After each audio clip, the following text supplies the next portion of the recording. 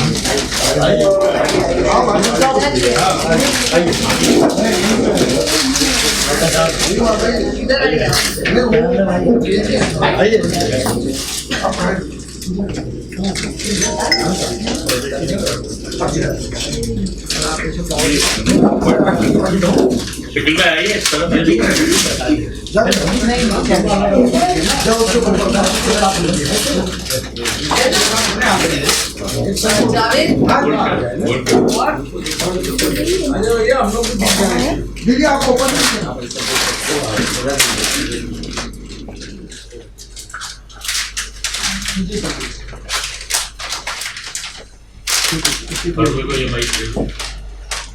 बोले फारूक सर बरोबर ले कैमरा बरोबर चल रहा है फटाफट आप बोली मतलब कुछ ये भाई ठीक है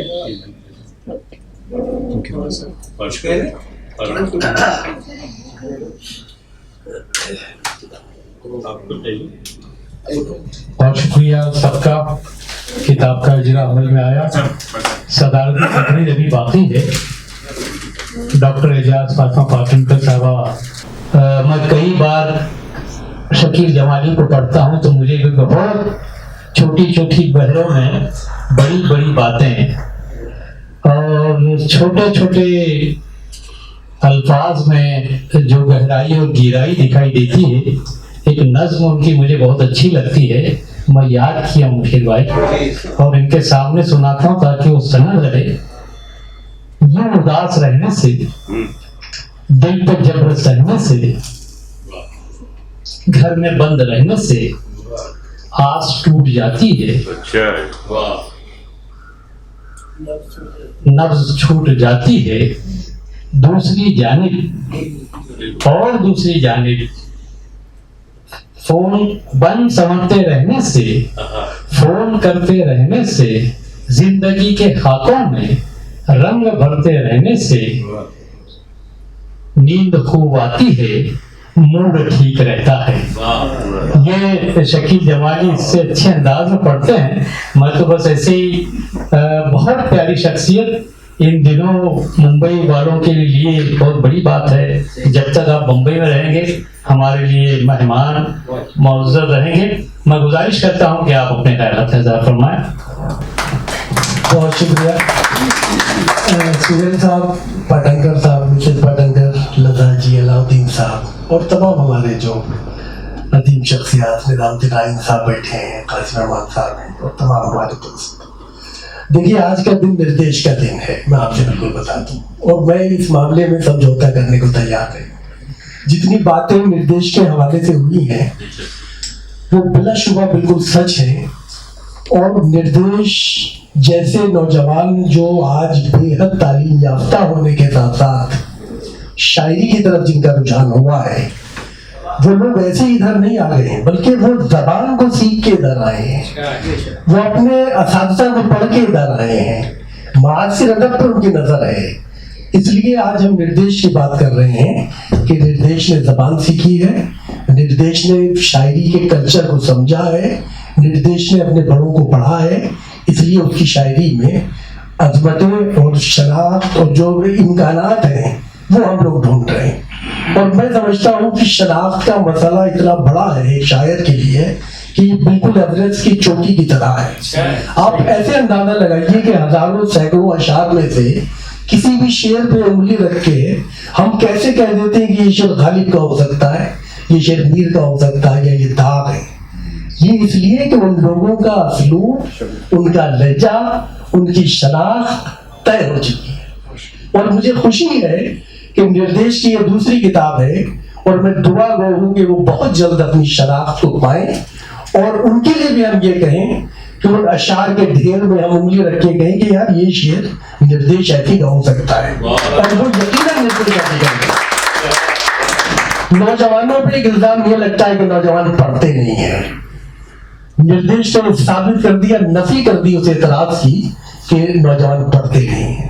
ये उनका मुताला है जो उनकी शायरी में बोल रहा है। दूसरा इल्जाम शायरी पे लगता है, खासतौर से गजल की शायरी पे ये कहा जाता है कि एक मौजू के इर्द गिर्द हजार अशार घूम रहे हैं, यानी मुमासिलत और मुशाबहत और मिलते जुलते शेरों की इतनी बड़ी तादाद है एक मौजू पे कि उससे कभी कभी ऊब होने लगती है, परेशानी होने लगती है। कि एक मौजू मिसाल के तौर पे आप देखें कि देखा देखी उठा के कमीगाह की तरफ अपने ही दोस्तों से मुलाकात हो गई, क्योंकि ये बड़ा पॉपुलर मौजू है शायरी के लिए। आप बचिए इन चीजों से, अपने ही दोस्तों से मुलाकात हो गई। दोस्त मीज़ाने रवायत पे बराबर उतरे, मैं जो पलटा तो मेरी पीठ में खंजर उतरे। ये भी देखिए उसी का वही का एक मामला है। और देखिए इसी तरह के आपको सैकड़ों अशार मिल जाएंगे कि सच पूछिए तो हारने वाला ही था तू, इतने में क्या हुआ कि मेरे दोस्त आ गए और मैं हार गया, मैं परेशान हो गया। तो ये एक ही मौजू पे हजार अशार आप अगर देखने गिनने बैठेंगे तो आपको मिल जाएंगे। ये दो इल्जाम शायरी पर लगते हैं कि एक तो नए लोग मुताला नहीं करते और दूसरे उर्दू गजल मुशाबहत और मुमातलत की शिकार है। यहाँ निर्देश ने उसको भी नफी करने की कोशिश की है। तो उसने जैसा भी रास्ता निकाला है, अपना रास्ता निकालने की कोशिश की है। हाँ, और वो अपना रास्ता निकालना ही सबसे बड़ी बात है।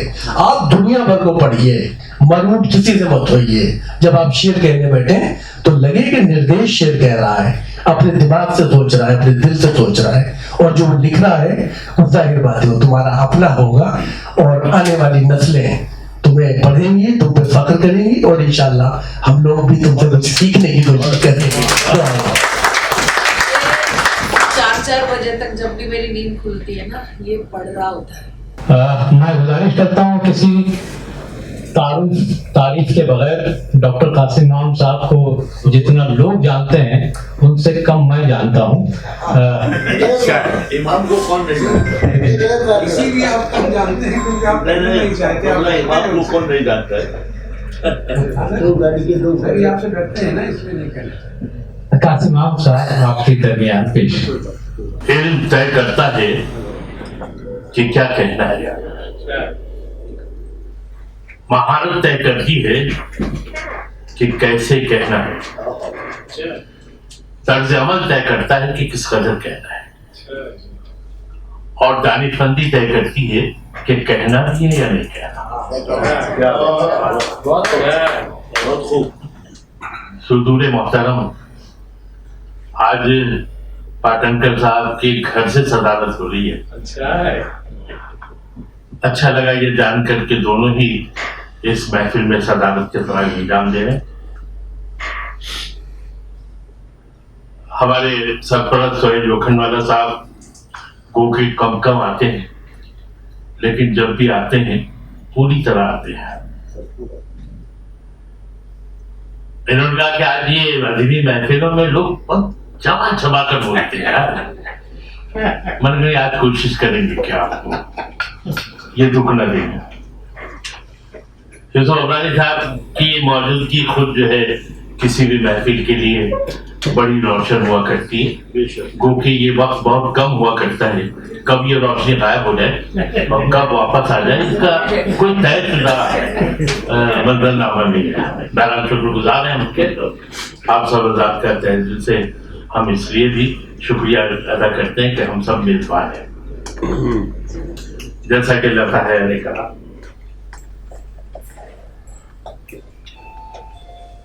ऐसा है कि किसी भी किताब का जश्न जो है और इजरा का, वो इस एतबार से मुख्तलिफ होता है कि इसमें बस दूल्हा दुल्हन हो और दूल्हा दुल्हन की तारीफें करें तो अच्छा लगता है। मेरे लिए मेरा बेटा है, और जैसा कि लता ने कहा कि सारे लोग मेजबान हैं, तो बड़ी मोहब्बतें निर्देश के लिए हैं। और हमने तो इससे पहले डॉक्टर अलाउद्दीन यहाँ बैठे हैं, उनका एक बड़ा तारीखी मुशायरा हुआ करता है, उसमें हमने निर्देश ऐसी को सुना भी था। तदब्बुर ये है कि दुनिया अब तक अजाब में है। पहली किताब का नाम इनका तदब्बुर था, ये किताब है दुनिया अजाब में। हामिद ने बहुत सही कि अपनी विरासत को बढ़ाना नुकसानदेह भी है और फायदेमंद भी है। मुझे बार बार रहकर 3 दिन से जब मैं किताब देख रहा हूं तो मुझे एक अजीब बात जो मैंने महसूस की वो ये कि बाप की विरासत को तो बहुत सारे शायरों ने बढ़ाया, जैसा कि अभी कबर ने कहा, मनोमनाना के बेटे भी अब शेर कहने लगे, और राहत भाई का बेटा तो सतलज मुशायरे लूट रहा है, मुझे लामत भी करता है। कई ऐसी मिसालें हैं, लेकिन ऐसी मिसाल बहुत कम है कि कोई अपनी माँ की रिवायत को आगे बढ़ा रहा है। ये एंगल जो है वो थोड़ा सा मुख्तलिफ इसलिए है कि उनकी माँ खुद इंटरनेशनल शायरा है, और हम तो बरसों से समझ लीजिए उनको सुनते सुनते ही शायर बन गए, ऐसा भी हुआ है। लेकिन निर्देश ने अपनी किताब में जो चंद नमूने पेश किए हैं वो बहुत चौंका देने वाले इन द सेंस है कि पहले जब मैं इनको देखता था तो संजीदा नहीं लेता था, क्योंकि क्या होता है कि हामिद ने सही कहा कि आपका जो बैकग्राउंड है ना, बैकग्राउंड जो है वो कभी कभी आपको जो है वो कामयाब होने नहीं देता। अल्लाह का शुक्र है कि हम लोग का कोई बैकग्राउंड नहीं है, हम लोग खुद से शुरू किया है। लेकिन माँ ने कह दिया कि बेटा शायर है तो लोग जल्दी से यकीन नहीं करते थे बेटा शायर है, माफी के साथ करते। और पहली किताब में भी देखा, लेकिन इस किताब को देखने के बाद अंदाजा हुआ कि बेटा ऐसा शायर है कि माँ को तो उस पर नाज होना ही चाहिए, लेकिन हमारी नई जनरेशन को भी होना चाहिए। नई इस्तराएं, नए मज़ामी, नए ख्याल, और जिस डटाई और जिस कहना चाहिए कि जिस एतमाद के साथ निर्देश ने बयान किया वो यकीनन सुनने और देखने जैसा है। सर भाई, आज कोई भी नौजवान जो है वो जो सोशल मीडिया से मुतासिर होकर शायरी कर रहा है या पढ़ रहा है, उसके आपको वो डेप्थ और गहराई नहीं मिलती।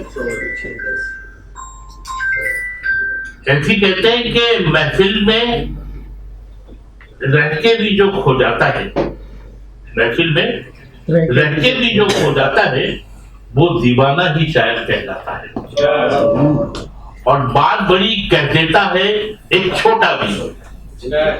देखिए, खास तौर पर ये शेर कमर के बात बड़ी कर देता है एक छोटा भी, और बड़ा छोटी बातें कह जाता है। आप देखें कि किस तरह निर्देश ने शेर में बड़े और छोटे के फर्क को वाज़ा किया, और कई बातें इनके ताल्लुक से हो सकती हैं, लेकिन मुझे जो कहना है वो ये कि इन्होंने जहां अपनी माँ की विरासत को बढ़ाने का बीड़ा उठाया है, उससे हटकर लोग यकीनन लताहया को तलाश करेंगे, लेकिन लताहया नहीं मिलेंगी इस किताब में। और मुझे तो ऐसा लगता है कि आइंदा जो शायरी की किताबें आएंगी निर्देश की, किसी किताब में आपको लताहया नजर नहीं आएगी, इसलिए कि जो अप्रोच निर्देश का है बहुत मुख्तलिफ है, बिल्कुल ताजा है, बिल्कुल सामने का है। उसके यहाँ जो इस्तेलाएं हैं और उसके यहाँ जो इश्तिहार है वो आप देखें, कंप्यूटर की बात, जैसे कि अभी लूडो की बात चली, टेलीफोन है और फला फला हर चीज है, लेकिन मानवीयत के एतबार से आप देखें तो दो मिसरों में उन्होंने एक मुकम्मल बात कही है। कहीं से भी आपको ऐसा लगता नहीं कि ये शेर जबरदस्ती कहा गया, ये शेर दानिस्ता कहा गया, शेर कहने की इसमें शऊरी कोशिश है, ऐसा कतई नहीं। अब ये है कि नाक़िदीन इस पर राय देंगे, लेकिन हम तो बस दिल की बात समझने वाले लोग हैं। दिल से बात निकलती है तो कहीं ना कहीं थोड़ा बहुत महसूस होता है, लेकिन अगर निर्देश हैफी जैसा खुद एतमादी का लहजा हर नौजवान में आ जाए तो यकीनन नई शायरी का अप्रोच जो है वो बहुत बुलंद नजर आएगा। आप सोशल मीडिया की उस शायरी को तर्क कर दें जिसको देखकर हम लोग जो है ये समझ रहे हैं कि ये बहुत बड़ी शायरी हो रही है, ऐसा कतई नहीं। आपका अपना रंग जो है वो खुद ये बताएगा आने वाले वक्तों में निर्देश कि आपने बहुत मेहनत से इस सफर को शुरू किया है। अभी पिछले दिनों इनसे मेरी मुलाकात हुई तो मैं इनको आशीर्वाद देना चाहता था, लेकिन ऐसा बड़ा कद है कि मेरा हाथ भी नहीं पहुंच रहा था। फिर वो बेटे बड़े मोहब्बत से झुके, मैंने कहा कि तुमने जो काम किया है वो यकीनन ऐसा काम है कि इस पर हम लोगों को आकर एक दूसरे को न सिर्फ के सुनना चाहिए, बल्कि आप देखें कि मुशायरों के हवाले से लता हया की जो पहचान है वो बैनुल अक़वामी है, और वो बहुत बड़ा प्रोग्राम लेकर अपने तमाम ऑर्गेनाइजर्स को भी बुला लेती ना तो मजमा जमा हो जाता है निर्देश के लिए। लेकिन लता हया ने ये सोचा कि क्यों ना इस पर हामिद इकबाल कहें, कमर सिद्दीकी कहें, यूसुफ दीवान कहें, क्यों ना इसमें शायर जमाली साहब शरीक हो, क्यों ना इस किताब का इतना सोहेल लोखंडवाला साहब के दस्त मुबारक थे जिसने हजारों की जिंदगियां बनाई है, क्यों ना इस महफिल के सदर एजाज आपा करें और डॉक्टर पाटनकर करें, निजामुद्दीन राय पर तकरीर करें और डॉक्टर अलाउद्दीन इसको ऑर्गेनाइज करें। ये सब अदबी हवाले हैं लता जो तुमने इस प्रोग्राम को कामयाब बनाने के लिए किए, वरना तुम मुशायरा भी करवा सकती और तुम्हारी पहुंच तो इतनी बुलंद है कि स्टारों को बुलाकर दूसरा प्रोग्राम भी कर सकती थी, लेकिन तुमने ये अदबी नशिश के एहतमाम कर जो सोचा वो यकीनन लायक एक्सरसाइज है। हम आपको तहसील से मुबारकबाद पेश करते हैं। एक छोटी सी बात सोहेल भाई, आप तो कुछ बरकतों की बातें भी होनी चाहिए। एक माँ ने अपने बेटे से कहा, बेटा पानी पिला दो, बेटा पानी पिला दो। बेटा दौड़ा दौड़ा गया, लौट कर आया तो देखा माँ की आंख लग गई थी और माँ के शाने पे गिरे। माँ ने आंख खोला, बेटा तुम अब तक खड़े हो? बेटे ने कहा कि माँ तुमने पानी मंगाया था और मैं पानी लिए इसलिए खाना कि तुम चाहते जाओ तो मैं पानी। हज़रत मखदूम अली माहमी का ये किस्सा है, उनसे मंसूब है, लेकिन जाहिर है कि 2 दिन से मुझे लता है यही लग रहा है कि ये बेटा भी तुम्हारे सराहने शायरी की किताब लेकर कबूलियत मिल जाए, और जो भी वो कोशिश कर रहा है अल्लाह तबारक तआला हम सब के हवाले से उसको कामयाब करे। मैं आपको निर्देश के लिए मुबारकबाद देता हूँ और निर्देश को लता हया के लिए मुबारकबाद। ये हमारे दरमियान एक मोहतरम शख्सियत हैं और इन्होंने एपी की किताब पढ़कर बहुत मुतासिर हुए और खुद यहाँ पर तशरीफ लाए। आपका बहुत शुक्रिया, इस्तकबाल। और मौलाना हिदायतुल्लाह साहब से दरख्वास्त है कि आपके ख्यालात क्या हैं इस किताब के ताल्लुक से। मौलाना हिदायतुल्लाह साहब से।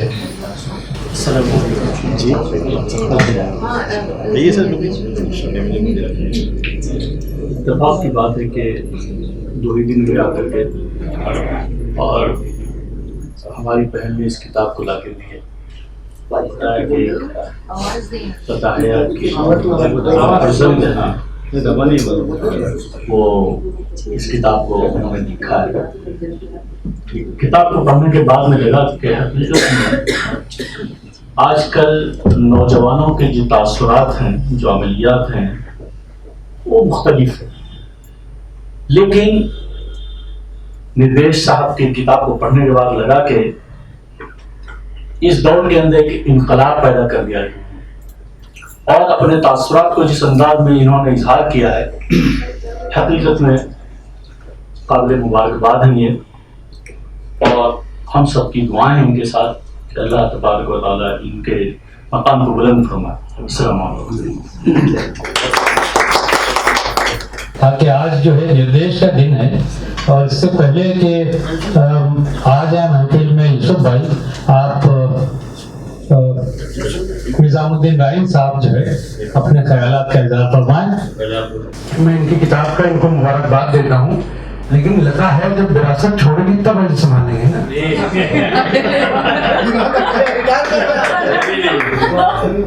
आप लोग रिटायर करना चाह रहे हैं इस मुल्क की बेहतरीन शायरा को।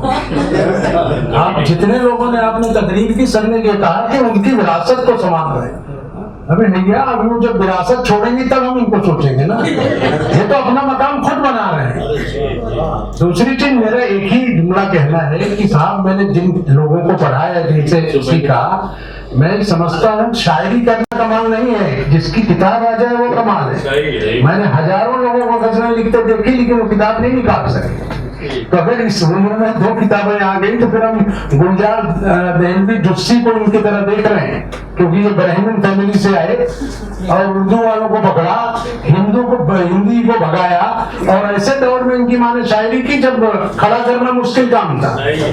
तो मैं ये समझता हूँ कि विरासत वाली बात से मैं इत्तेफाक नहीं करता अपने साथियों की। आप अपना खुद का बना रहे हैं, अपना वकार बनाए, और उस वकार को हम चाहेंगे कि हम लोग कहें कि भाई ये लता से आगे निकल, तब जाके हम लोगों की बात पूरी होगी ना। वरना फिर यह है कि अगर किसी की विरासत बाप नेता था और बेटा मंत्री बन गया तो क्या हुआ? बाप नहीं था और बेटा बन गया। तो हम लोग जो देखना चाह रहे हैं आप में, वो यही देखना चाह रहे हैं कि जब हम लोग किसी मुशायरे में आए, हम कहेंगे अब लता जी कहेंगे भैया हम आज सुनकर आ रहे हैं। बहुत शुक्रिया आपको, बहुत बहुत धन्यवाद।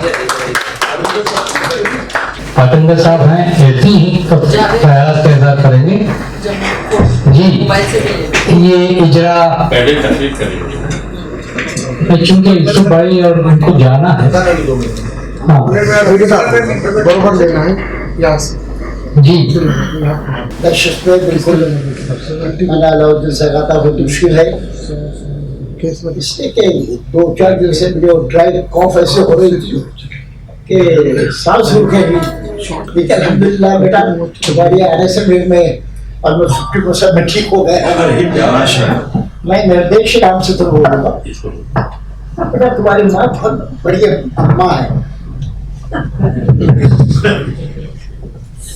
और हमें मिल्लत पे उनके बड़े एहसानात हैं। उर्दू आज हमारी सब लोगों की जबान है, लेकिन यह आज हमारी मजहबी जबान बन चुके हैं। हमारा पूरा मजहबी सरमाया इस जबान में है। इस दौर में सब उर्दू से दूर भाग रहे थे, आपकी माँ ने उर्दू को संभाला। हम उनके बड़े शुक्र, बड़ी मुश्किल से हमने देखा है कि गांधी का बेटा कभी गांधी नहीं बना, लेकिन अल्हम्दुलिल्लाह हमारी बहन नेता है का बेटा भी आया था, बड़ा उम्दा शायर बन गया है और आइंदा भी अच्छा बनेगा। बड़े अच्छे लगे। सब कहते हैं छोड़ो होता रहता है, अपना सरमत फोड़ो होता रहता है, दिल के टुकड़े खुद खबा कर कह उठते, उठो हमको जोड़ो होता रहता है, पत्थर दिल बन जाओ दौर हाजिर में दिलों को तोड़ो होता रहता है। और एक दोस्त बताओ, देख मैं लोगों को ये देख, लोगों को परख रहो तो 100 बार देखना, फिर उसके बाद मुझको भी एक बार देखना। रिश्तों को निभाना का आसान है, मगर मुश्किल घड़ी में तुम मेरा किरदार देखना। खरीद तो कैलेंडर में तिजारत के लिए है, खुद के लिए इसमें कई इतवार देखना। फहरिस्त बढ़ रही है रफीकों की जो मेरी ख्वाहिश है, किसी की मुझे याद रखना। और एक सवाल बहुत होता है, ये दुनिया वही है, ये दुनिया वही है, ये दुनिया नया साल है पर नया कुछ नहीं है। ये कसम मुसलमान क्या जनवरी में दिसंबर में सब कुछ वही का वही है। मैं सबसे देखा तो बेटा बहुत अच्छा मैंने कहा, और मुझे सबसे बड़ी चीज लिखने वाले बहुत कम मिलते हैं, और जब लिखते हैं तो मैं अपनी तरफ से प्रमोट करता हूँ।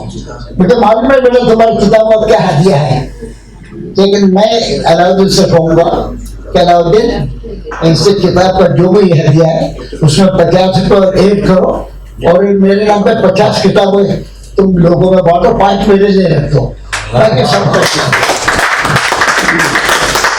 आपसे इजाजत कि भाई आज निर्देश हेती को जी सुबह थोड़ा सा ये निर्देश हेती को 2-3 नजरें सुनेंगे, फिर बाद में हम इजाजत जी प्लीज। आदाब, अस्सलाम वालेकुम। सबसे पहले तो आप सबका बहुत बहुत शुक्रिया। दिल से और बड़े खुलूस से मैं कहना चाहता हूँ कि मेरे लिए आज सब मेहमान नहीं, सारे ही खुसूसी मेहमान हैं, सारे। और सबसे ज्यादा मैं अम्मी का शुक्रिया अदा करना चाहता हूँ, और उसके बाद मेरे फादर फिगर जैसे अलाउद्दीन साहब। सबसे पहले मुशायरा मैंने पहला मुशायरा उन्हीं के मुशायरे में पढ़ा है, मैंने वहीं परफॉर्म किया था, और यूसुफ दीवान साहब की निजामत में किया था। तो मैं बहुत शुक्रगुजार हूँ आपका। और आप सब अदबी लोगों के बीच में मेरा होना, एक छोटे से हाइट में बड़े छोटे से होने इंसान का होना, ये भी बहुत बड़ी बात है। आपकी इस्लाही तनकीदों का शुक्रिया। बस एक बात कहना चाहता हूँ, बेशक विरासत की बात आती है, पर मैं ये कहना चाहता हूँ अपनी तरफ से कि मैंने अपनी शायरी की है, मेरे अपने तजुर्बात हैं, अपनी स्ट्रगल्स हैं। और दूसरी बात, विरासत में उर्दू का वारिस आप कह सकते हो, मैं उर्दू का वारिस हूँ। अम्मी की शायरी अलग है, लता हया की शायरी अलग है, मेरी शायरी अलग है। मैं उनकी विरासत आगे नहीं लेके जा रहा, मैं शायरी की विरासत आगे लेके जा रहा। और मैं शायरी से पहले मैं टीचर हूँ इंग्लिश लैंग्वेज का। मैंने 10-15 साल पढ़ाया है। उसके बाद मैंने सब कुछ छोड़ के शायरी करना शुरू किया। अगर मुझे मुशायरे में आना होता, मुशायरों में, तो वैसे अम्मी ने बताया मैं पहले भी आ सकता था, पर मेरे पास मेरा कलाम नहीं था तब। मैं अपने कलाम के साथ आना चाहता था और इस्लाही तनकीदों के बाद ही आना चाहता था। और मैं आज सबका शुक्रगुजार हूँ। आप सबने जो भी कहा, अच्छा कहा, मैं उसको नोट करूंगा और इंशाअल्लाह उस पर इम्प्रूव करूंगा। और अगली किताब जो ज़ेरे तस्नीफ है, उसमें सब मैं सारी कोशिशों को उसको अमल दरामद करूंगा। मैं तबरुकन जो है मोहम्मद सोहेल लुकमान साहब अपने ख्यालात का इज़हार फरमाएंगे, फिर इजरा करेंगे। नहमदुहु सल्लल्लाहु अलैहि रसूलिल करीम अम्मा बाद, औज़ु बिल्लाहि मिनश शैतानिर रजीम, बिस्मिल्लाहिर रहमानिर रहीम। अफहसिबतुम अन्नमा खलक़नाकुम अबसन व अन्नकुम इलैहि ला तुरजऊन फ़तअल्लाहुल मलिकुल हक़्क़ु ला इलाहा इल्ला हुवा रब्बुल अर्शिल करीम व मन यरौ मा ला इलाहा इल्ला बुरहाना। ये जो कुरान पाक की आयत पढ़ा मैंने, अल्लाह ताला कुरान में फरमा रहा है, अफहसिबतुम अन्नमा खलक़नाकुम, ये मत समझो हमने तुमको बेफजूल पैदा किया है, हमने तुमको बामकसद पैदा किया है, किसी मकसद के साथ। और ये भी अच्छी तरह से समझ लो कि जो जमीन पर आया उसको अपनी जिम्मेदारियों को निभाना है, अपने फराइज को अंजाम देना है, और फिर तुमको पलटकर उनके पास जाना है। जो कयामत का तस्वुर है, कयामत का वो है। अब यह है कि मैं ये लाइन का आदमी नहीं हूँ भाई, मैं नसर वाला हूँ, प्रोज वाला हूँ। और मैं ये भी बता दूँ, कोई तकब्बुर की बात नहीं करता हूँ। यूसुफ भाई मेरे बहुत अजीज दोस्तों में से 40 साल की मेरी इनकी दोस्ती तकरीबन। मैंने 35 साल दर्स और तदरीस में गुजारे, लेकिन मैंने कभी उर्दू नहीं पढ़ाया। मैंने 10th स्टैंडर्ड में अंग्रेजी पढ़ाई, लोअर लेवल। आपने भी अंग्रेजी पढ़ाया? यस, आपने तो प्राइवेट टीच किया है। मैं गवर्नमेंट की सर्विस का आदमी हूँ, आज पेंशन पा रहा हूँ 35 साल के बाद। और जब मैं अंजुमन इस्लाम से 11 साल के बाद, जब मेरी एज 34 साल की थी, बेग मोहम्मद हाई स्कूल में, यूसुफ भाई को मालूम है, मैं जब उसको प्रिंसिपल की ऑफर आई तो मौलुद्दीन हारिस ने जियाउद्दीन साहब से कहा कि जियाउद्दीन साहब, आपकी माली हालत बहुत कमजोर है और आपका तजुर्बा 50 साल का है, तो हम चाहते हैं कि बेग मोहम्मद में आप आ जाओ सेक्रेटरी की हैसियत से, तो आपको कुछ बहुत तनख्वाह भी मिले और हमारे स्कूल का भी स्टैंडर्ड बायर बुलंद हो जाए। जवाब क्या दिया मालूम? बोले, जिस लड़के को तुम प्रिंसिपल अपॉइंट करने जा रहे हो ना, वो मुझसे ज्यादा काबिल है। बोले, जिस लड़के को तुम प्रिंसिपल बनाने जा रहे हो, वो तुमसे मुझसे ज्यादा काबिल है। सदारती कलमात के लिए मैं डॉक्टर उजाज साहब का पाटन साहब सदारती तकरीर फरमा रही हूँ। सबसे पहले मैं अलाउद्दीन साहब का, फारूक साहब का और सभी लोगों का शुक्रिया अदा करती हूँ कि आप लोगों ने मेरी इस तकरीब में मदद किया। माशाल्लाह यहाँ पर आकर बहुत अच्छा लगा। सबों ने अपनी अपनी राय दी, बच्चे आदेश हो, and I am very happy for you माशाल्लाह कि दत्ता जी के इसमें आप इतने आगे बढ़ते, but she was a cover but you have shown your abilities माशाल्लाह and I appreciate it। and जैसा सोहेल भाई ने कहा कि माँ के कदमों के नीचे जन्नत रहती है, तुम्हें उसका ख्याल रखना चाहिए। I totally agree with her with him माशाल्लाह। और आज सबसे पहले खुशी आपको जो होगी that I can feel माशाल्लाह, seeing your son being on this position माशाल्लाह। ये आपकी सेकंड किताब है माशाल्लाह। I pray that you get more and more feathers in your किताब इंशाल्लाह, हमें भी फख्र महसूस हो। आमीन सुम आमीन या रब्बिल आलमीन। मैं अलाउद्दीन शेख साहब रस्मी शुक्रिया। अलाउद्दीन साहब का ऐसा मामला है, जितने मेहमानों को बुलाते हैं मौलाना साहब, अलाउद्दीन साहब हमारे सबके कान में अलग अलग बात करते हैं और उनकी मिजाज के मुताबिक बात करते हैं ताकि उनको बुरा भी नहीं लगे और वो पहुंचे भी। तो जितने लोगों को बुलाए हैं सबके कान में अलग अलग बात बोलकर बुलाए। ये डॉक्टर अलाउद्दीन शेख साहब से दरखास्त है कि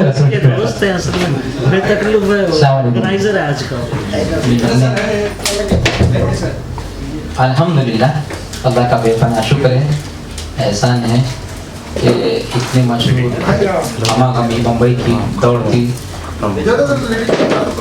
दौर में सभी हजरात यहाँ तशरीफ लाए। मैं तमाम जो भी यहाँ पर जितने लोग हैं नाम सब का लूँगा, वक्त होगा, मगरिब का वक्त है। मैं दिल की तय गहराइयों से आप लोगों का शुक्रिया अदा करता हूँ। आज जो ये प्रोग्राम हुआ इस्लाम जिमखाना लताया फाउंडेशन के ज़रिए तमाम, तो प्रेसिडेंट इस्लाम जिमखाना यूसुफ अबरानी साहब के हम लोग बेहद मशहूर और ममनून हैं। और मैं चाहूँगा कि नसीहतन दुआतन प्रोग्राम के ताल्लुक़ से यूसुफ भाई अपने सारे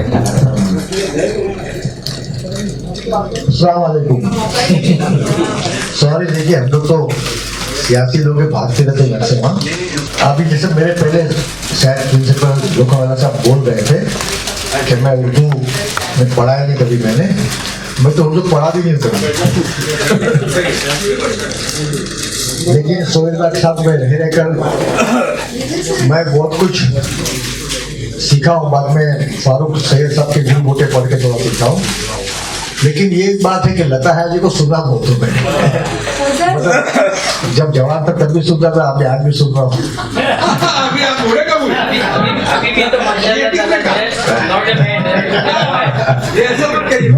मुझे याद है कि भिवंडी के मुशायरा था स्टेडियम में, हम लोग 15-20 लोग यहाँ से बॉम्बे से गए थे और लता है जी का नंबर नहीं आया। जब तक उनका नंबर नहीं आया हम लोग बैठे रहे। सुबह 4 बजे जब इनका नंबर आया तो बुलबुल का सुनने को मैं रुका था, मैंने ये सुनने के बाद निकलो मैं असल में। हम लोग सुबह की नमाज के वक्त निकले वहाँ से। और आपके बेटे को मैं सुन चुका हूँ डॉक्टर अलाउद्दीन के प्रोग्राम में, इन्होंने इंट्रोड्यूस किया उनको, या इसके पहले भी पढ़े होंगे, लेकिन माशाल्लाह अभी मेरे को सुना बोलते हुए तो बोला he must be very good poet but is a very good speaker also. और बहुत ही अच्छा फ्यूचर है इनका। यहाँ वो सब लोग बैठे हैं जो मुशायरा बहुत कराते हैं। इसमें हमारे मुशीर अंसारी साहब हैं, निजामुद्दीन राइन साहब हैं, फारूक सैयद साहब हैं, नजर बिजनौरी साहब हैं, तो वो बहुत सारे लोग हैं जो मुशायरे कराते हैं। डॉक्टर पाटेकर साहब हैं, सबसे बड़े तो यही है डॉक्टर पाटेकर। तो मैं चाहता हूँ कि ऐसे यंग टैलेंट को बहुत साथ देना चाहिए। मतलब आपको अपने मुशायरे में इनका उनका बुलाना कंपल्सरी कर देना चाहिए। अगर आप चाहते हो कि नेक्स्ट पीढ़ी तैयार हो और आपको 40 बोले आप जो 4 लोग ले लूंगा, उसके बारे में बात ही नहीं कर रहे।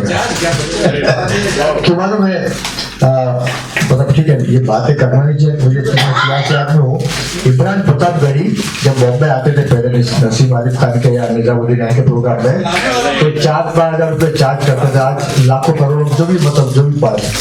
तो इंशाल्लाह मैं प्रोफेशन में एज ए एडवोकेट मैंने फीस डिमांड कभी नहीं किया, लेकिन ये मालूम किया कि नई डिमांड करते ज्यादा पैसा मिलता है।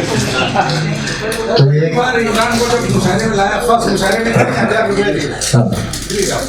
तो ये है कि अपना कलाम इम्पोर्टेंट है, अपनी सोच इम्पोर्टेंट है, अपनी बातें इम्पोर्टेंट है, उससे जो सोसाइटी में जो इम्पैक्ट पड़ता है वो इम्पोर्टेंट है। पैसा बहुत जरूरी है, लेकिन इंशाल्लाह पैसा पीछे पीछे भागेगा इंशाल्लाह। और आपकी है जी ने तो वो ट्रेडिशन कायम किया है कि मैं समझता हूँ काफी मुशायरे में सिर्फ इसलिए जाते थे कि इनको सुनना था, इनको सुनना था, फिर राहत इनको भी साहब को, अल्लाह उनको मरूम को जन्नत नसीब करे। तो ये 2-3 हमारी पसंद के शायर थे। आजकल हम लोग अबरार कासिफ के थोड़े दीवाने हैं।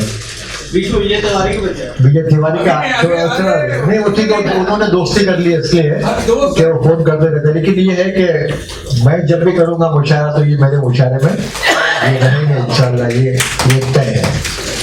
और जिमखाना आपके लिए हमेशा है, जैसा फारूक भाई ने, कासिम इमाम साहब ने कब्जा किया है, वैसा कब्जा आपका भी हम लोग करने देंगे। जो मुर्शिद अंसारी साहब, डॉक्टर अलाउद्दीन, इतने अच्छे अच्छे लोग हैं आपके बीच में।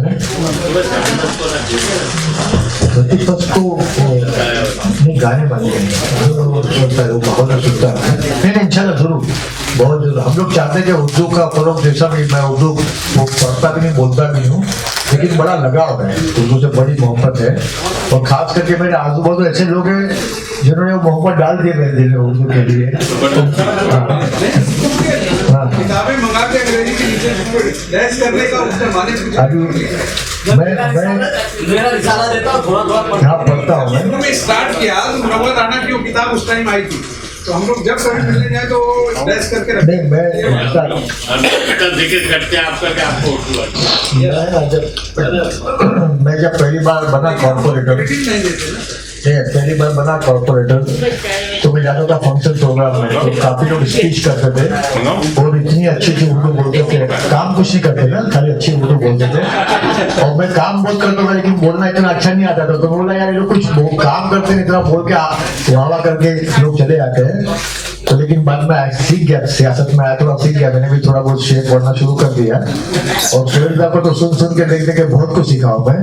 आज माशाल्लाह वो सब लोग मौजूद हैं जिनके साथ में रहकर, डॉक्टर पाटनकर, मतलब इतने साफ दिल का इतना बड़ा आदमी, लिबास सफेद है, दिल भी साफ सुथरा है और जहन भी माशाल्लाह। तो ऐसे लोगों के साथ में रहकर अच्छा लगता है। मैं आपको बहुत दुआएं देता हूँ, अल्लाह ताला करे आपको बहुत तरक्की कामयाबी दे। और खास करके आपकी लता हया जी का शुक्रिया कि उन्होंने जगह पसंद किया आपको, आपके जो भी लॉन्च करने के लिए बहुत बहुत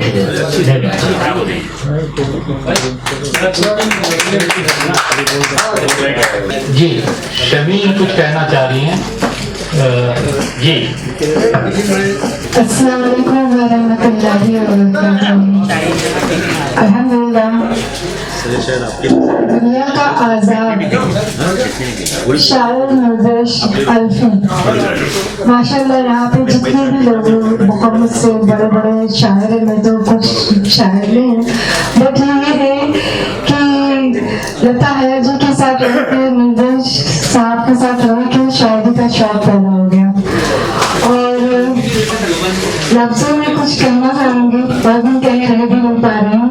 बहुत अच्छा लग रहा है, बहुत खुशी महसूस हो रही है कि आज भी कुछ लोगों को हमने भी अपनी आंखों से देखा है कि पढ़ी लिखी है लेकिन पढ़ना ही नहीं चाहते। जिस तरह से सर ने हमें बताया था, कुछ भी नहीं करना चाहते हैं और बोलते हैं, बहाना करते हैं, जॉब नहीं करना, ये नहीं करना करना। लेकिन मैं निर्देश सर को देख कर मुझे तो ऐसा लगता है कि आज निर्देश सर के जैसे यंग ब्रीड के लोग खड़े हो जाएंगे तो हिंदुस्तान का कितना बोलबाला हो जाएगा। तो मैंने सिर्फ मेरे अपनी तरफ से तो कुछ नहीं कहना चाहूंगी शायरी में, लेकिन निर्देश सर की शायरी पढ़ना चाहूंगी। बात आधी बताई जाती है और आधी छुपाई जाती है। दरअसल हकीकत यही है हकीकत कि हकीकत छुपाई जाती है। तुम सवालों में बात करते हो, बात असली घुमाई दी जाती है, ऐसी घुमाई दी जाती है। तो अभी ऐसा है ना, अल्हम्दुलिल्लाह, मैं जब भी जितने भी बार निर्देश जी से मिली हूँ, मैं कोई ना कोई शायरी याद कर लेती हूँ और मुझे बहुत अच्छा लगता है। अब तो मुझे भी शौक हो गया, अल्लाह तुमको कामयाब करे। मंजिलें ज़मीं भर की नहीं, अभी आसमान बाकी है, लहरों का थमना नहीं समंदर की बस में, बाहर खामोशी से ही भीतर तूफान अभी बाकी है। अस्सलाम वालेकुम वरहमतुल्लाहि वबरकातुहू। अल्हम्दुलिल्लाह, आपको अल्लाह ताला कामयाबी अता फरमाए। तजर्रुब के बाद दुनिया आजाद, फिर एक तूफान मेरे अंदर, ऐसे ऐसे करके पूरी नज्म उसकी हो जाएगी इनकी किताबों के नामों के साथ। बुक का नाम हो जाएगा तूफान। जी निर्देश साहब, कुछ एक दो गजलें आप सुनाए अपनी जबान में। एक गजल मैं पेश कर रहा हूँ कि आया है जलजला जो मेरे दिलो जहन में, आया है जलजला जो मेरे दिलो जहन में, इस्लाह ले रहा हूँ उससे मेरे सुखन में। आया है जलजला जो मेरे दिलो जहन में, ये बड़ी बहन की है, छोटी बहन नहीं है। इस्लाह ले रहा हूँ उससे मेरे सुखन में, तुम घुट रहे हो अपनी आसान सी घुटन में, तुम घुट रहे हो अपनी आसान सी घुटन में, सोचा है उसकी बाबत लिपटा है जो कफन में। तुम घुट रहे हो अपनी आसान सी घुटन में, सोचा है उसकी बाबत लिपटा है जो कफन में। पहले से ना रहे वो अफलाक के नजारे, फलक की जमा अफलाक,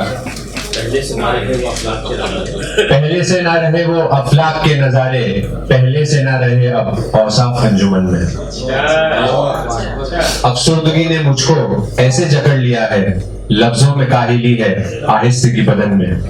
ये उस वक्त का है जब मैं अफसुर्दगी से जूझ रहा था। कभी आंधी की तरह तो कभी तूफान की तरह। हैप्पी साहब उसने कहा, फरमाइश होगी हैप्पी साहब, कभी आंधी की तरह तो कभी एक बहुत खूबसूरत लफ्ज़ है, मैं जिक्र करना चाह रहा था, वक्त कम था इसलिए नहीं किया। ने उसने कहा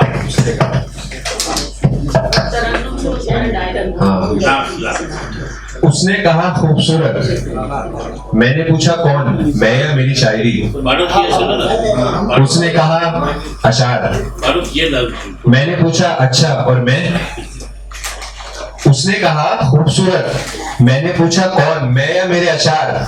उसने कहा अशार, मैंने पूछा अच्छा और मैं। उसने कहा आप अशार से भी ज्यादा।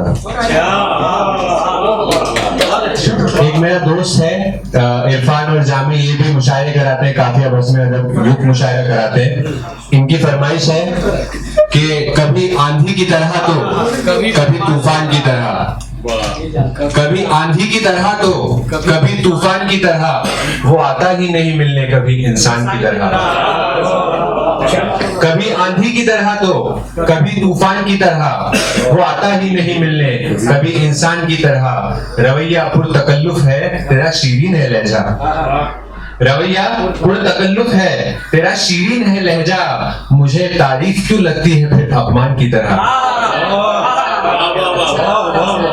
रवैया पुरतकल्लुफ है तेरा शीरीन है लहजा, मुझे तारीफ क्यों लगती है फिर अपमान की तरह।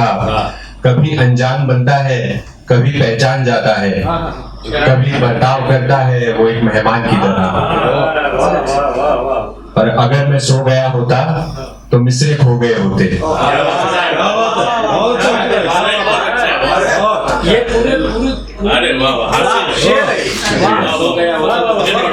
अगर मैं सो गया होता तो मिसरे खो गए होते, नुज़ूल शायरी होती ना फिर वरदान की तरह।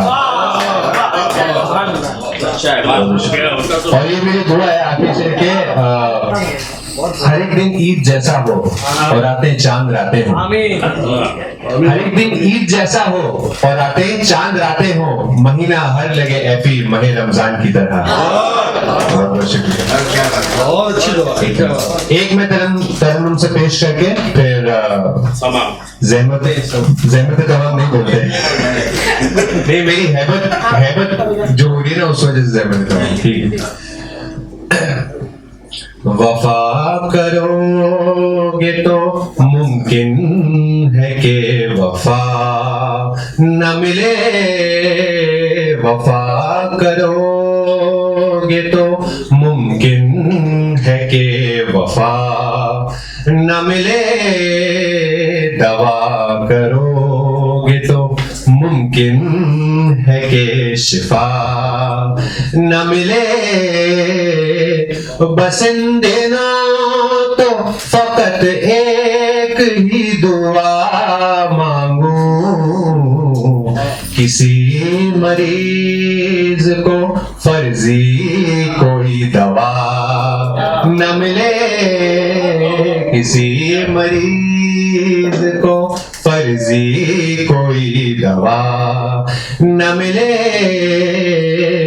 कहीं तो बैठ के खुल के भी सांस ले पाए, कहीं सुकून कहीं खलवत कहीं हवा न मिले, कहीं सुकून कहीं खलवत कहीं हवा न मिले, मुखालिफीन है उनकी लुगत में बदउनवा,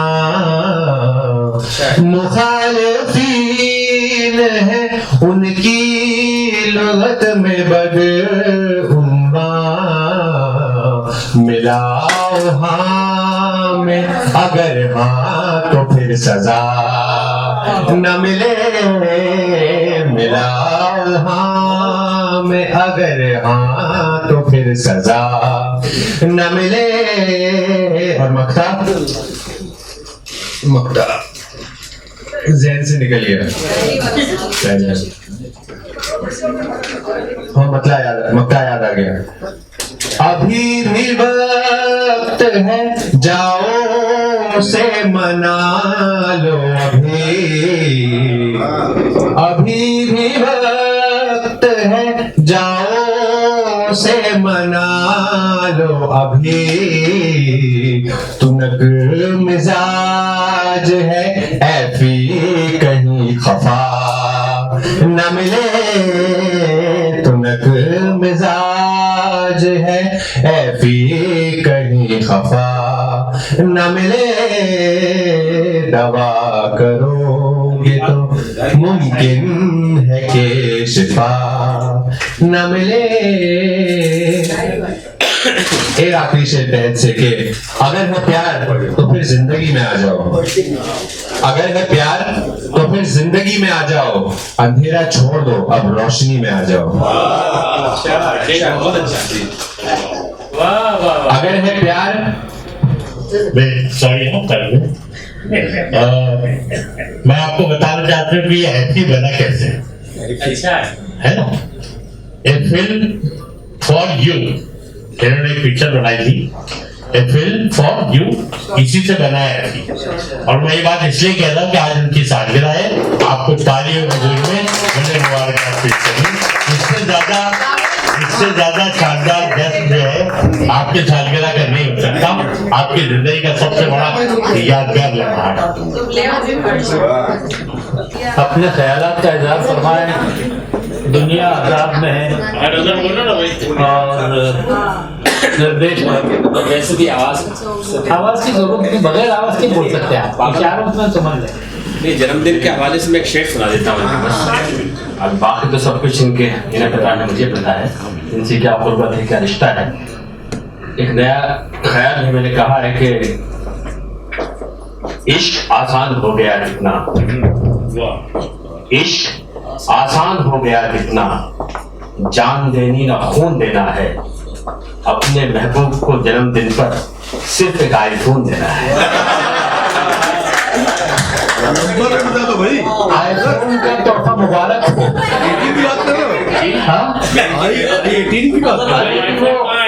आईफोन देने वाले भाई मुबारक हो।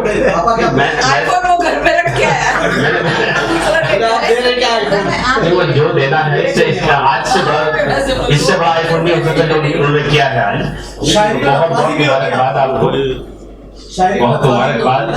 बल्कि दुआओं के हवाले से ये भी कह सकता हूँ कि उलझी जुल्फों में दिल उलझते हैं, उलझी जुल्फों में दिल उलझते हैं, उसकी जुल्फे संवार दे कोई, तो कितना मासूम लग रहा है ये, इसका सदका उठा दे कोई।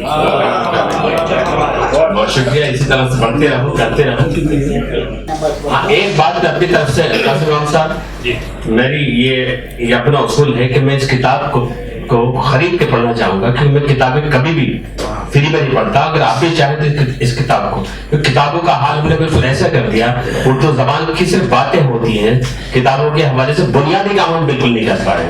लता हया साहिबा ने हमेशा जब से हमारी मुलाकात है हम बहुत साथ रहे हैं, बुनियादी काम बहुत किए हैं। तो ये मेरा अपना जाती ख्याल है कि मैं कोई भी किताब अगर लेता हूँ या कि मिलती है तो खरीद के पढ़ता हूँ, और मैं चाहूंगा कि तमाम लोग किताबें कम से कम खरीदना शुरू करें। तो मैं गुजारिश करूंगा पहले सबसे यूसुफ दीवान साहब से कि दुनिया आजाद में इस किताब पर अपने ख्यालात का इज़ाफ़ा फरमाएं। यूसुफ दीवान साहब की आवाज बहुत अच्छी है, भारी भरकम आवाज है, शायर उससे अच्छे हैं, उस्ताद उससे अच्छे हैं, और क्या किससे अच्छे हैं इसकी तमीज करना बहुत मुश्किल है। बहुत प्यारी शख्सियत यूसुफ दीवान साहब, बहुत अच्छे नाज़िम, मुशायरों में शहर के हो या रियासत के अच्छी निजामत अगर होती है तो यूसुफ दीवान की होती है। आपसे दरखास्त है कि अपने ख्यालात का इज़ाफ़ा। अस्सलाम वालेकुम। आप मेरे सदा डॉक्टर सुहेल लोखंडवाला साहब, तमाम मेहमान, कभी इसके किताब पर कुछ गुफ्तगू की जाए। हमारे दरमियान बहुत सारी शख्सियात हैं, फर्दन उनका नाम लेना मुनासिब नहीं है। बहरहाल सबका बहुत बहुत शुक्रिया। असल में लियोनार्डो डा विंची जो सिर्फ मोनालिसा के लिए बहुत शोहरत रखते हैं, अल्लाह ने उनको बहुत सारी सलाहियतों से नवाजा था। बैक वक्त माहिर फल्कियात, माहिर नजूम और इल्म रियाजी के, बहरहाल बहुत सारी उनकी एक तवील फहरिस्त है उनकी सलाहियत थी। उन्होंने एक कौल कहा था कि दुनिया की सबसे अजीम खुशी समझने की, और ये समझना ही, मैं समझता हूं कि समझने की वजह से दुनिया में रंगीनी वाक़ई हुई है। फनून लतीफ़ा में शायरी वो हैसियत रखती है जिसकी मिसाल खुद अपनी होती है। एक हसीन जज्बात, एहसासात, तजुर्बात, मुशाहिदात को बेहतर तरीके से अगर पेश करने की कहीं गुंजाइश है तो शायरी है। रसूल ने कहा था कि इंसान के जज्बात, ख्यालात और तजुर्बात की नक्काली है। शायरी जो है वो नक्काली है जिसकी वजह से उसकी हकीकत को पहचाना जा सकता है। इंसान के दिल की खोई हुई आंख को खोल देता है। क्या तो ये जो समझना है, चाहे वो शायरी के हवाले से हो, किताब के हवाले से हो, अगर शायरी के लिखे हुए कलाम को हम लोग समझते हैं तो इस शायरी की शायर के लिए बेहतरीन उसकी पजीराई है। सैयद बुसावली ने कहा था कि तगय्युरात को आईना जहां समझो, समझ सको तो अलामात की जुबान समझो।